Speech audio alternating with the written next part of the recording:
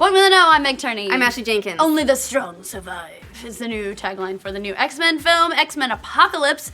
But the way things are going, that should be the motto of superhero movies in general.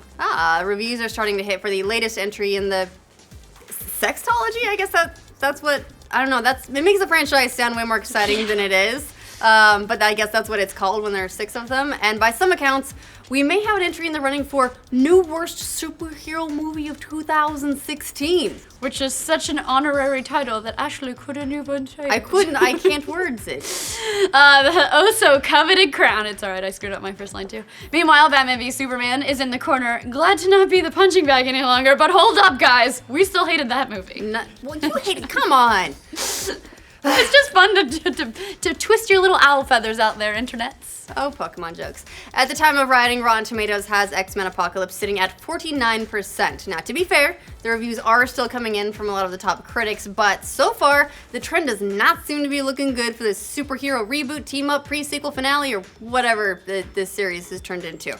Yeah, 49%, certainly not the worst score ever. It is better than what Batman vs. Superman had when those were starting to hit. So you're talking shit about it now. But when you look at the top critics things, yeah, they seem a little different. Out of the 9 top critic reviews at the time of writing this story, only 2 of them are even remotely positive. The rest, not so much. With only a few reviewers leveling some really blistering criticism against the new movie. Yeah, for many, it is the worst in the main X-Men films. Yes, even worse than Last Stand, and that's saying something. Spoiler alert, sort of. Forbes calls the movie a franchise killer.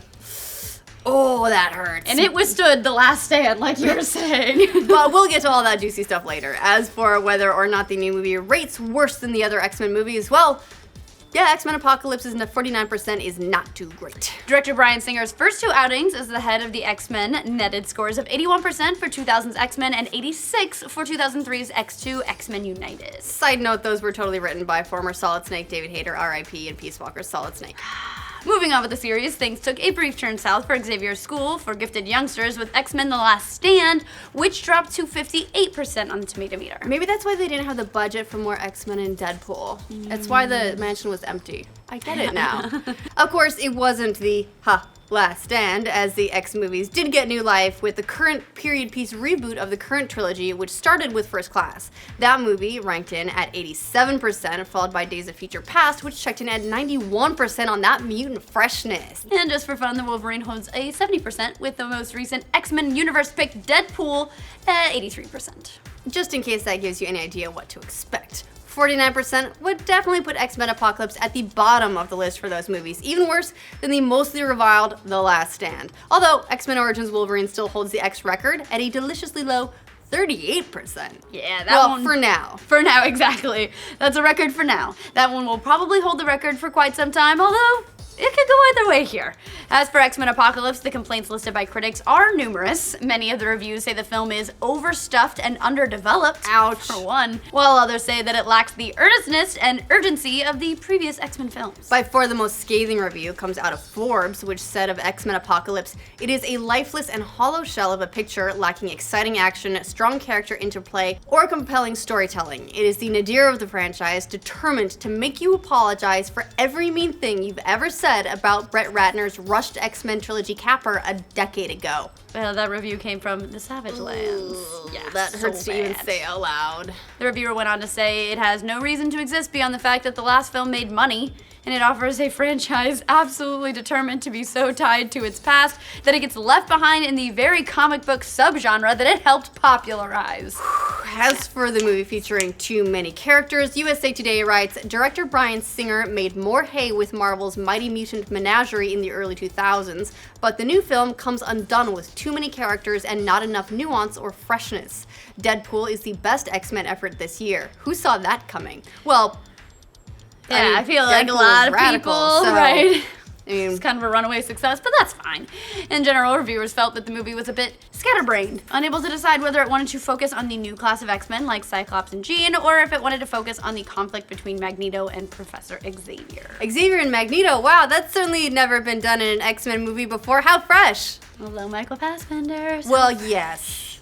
Others said the movie abandoned the series' normal thought-provoking and social commentary, instead devolving into a total boring CG fest by the film's end. And the reviews just keep slashing Berserker Rage style. Variety says it leaves behind any pretense of coherent storytelling or character development. The Hollywood Reporter calls it a bumper car nightmare, and The Wrap proclaims Singer seems to have acquired a new mutant power of his own: monotony. Oh, look, it's like if there's just one or two that say something that mean, it's easy to discount because just someone's having a bad day or someone just really doesn't like mutants. But all of them, they're all like that. Sansa, run back to Game of Thrones, baby. All the criticism leveled at director Bryan Singer are really very sad, as we've covered, when you consider that he sort of created the modern superhero blockbuster. He's the reason that we have all the amazing popular films we have now. They broke the trend of terrible comic movies. Although he's created some of his own, apparently, and to be fair, he also created the Snorefest Superman Returns. He directed that, at least. So, yeah, we knew he had this in him. Yeah, okay. Shame on us. We'll give him that one.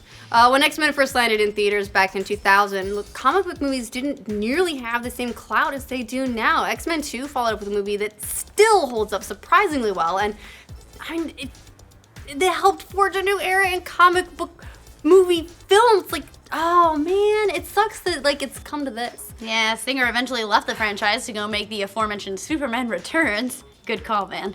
Because Superman fighting a plane and a giant rock seemed so much cooler to him than a superhero fight of X-Men characters. Yeah, he came back to the series for Days of Future Past, which managed to weave together some of the continuity of the two trilogies. And although at this point, Fox's idea of continuity doesn't amount to much more than put Hugh Jackman in it and then it's all good.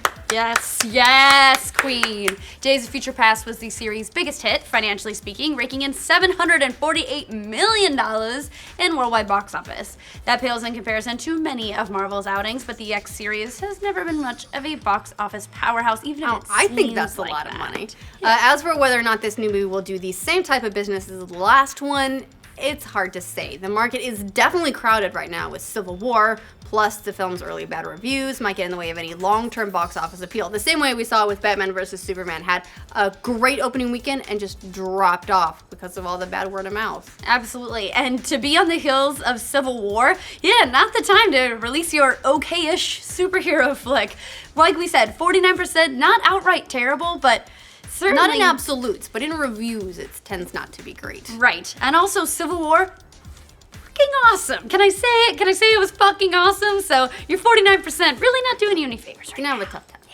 And considering Fox has already confirmed that whatever X-Men Universe film comes next, it'll probably be set in the 90s. Do you think they're gonna wear like the puffy pants?